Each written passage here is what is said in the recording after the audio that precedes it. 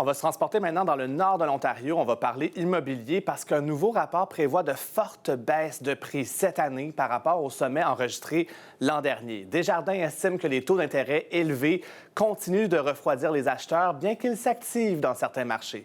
Bienvenue, Senga.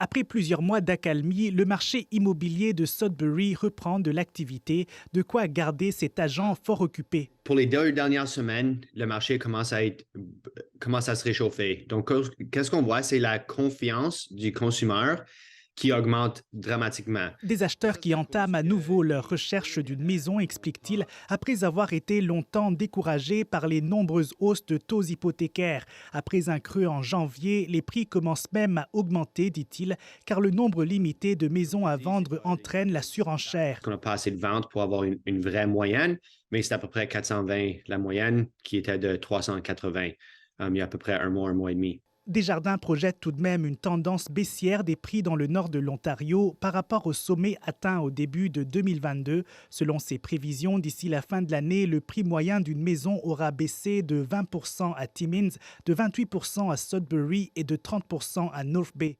En Ontario, c'est dans les villes plus loin de Toronto que nous attendons que la correction immobilière devrait continuer à être plus prononcée que le reste de la province et du pays. Malgré la pause de la Banque du Canada, les taux d'intérêt demeurent trop élevés pour plusieurs acheteurs. So that definitely impacts their borrowing power. Leur capacité d'emprunt s'en trouve donc limitée, remarque cet agent immobilier de North Bay. Il se tourne donc vers des maisons moins coûteuses, ce qui est de plus en plus compliqué parce que l'inventaire est limité, ce qui fait monter les prix. Les coûts associés avec le service de la dette sont beaucoup plus élevés qu'on a vu auparavant en 2021 et 2022. Et c'est quelque chose qu'on attend va continuer au cours des prochains trimestres. Desjardins prévoit que la Banque du Canada devrait réduire son taux directeur vers la fin de l'année. Ici, bienvenue Senga, Radio-Canada, Sudbury.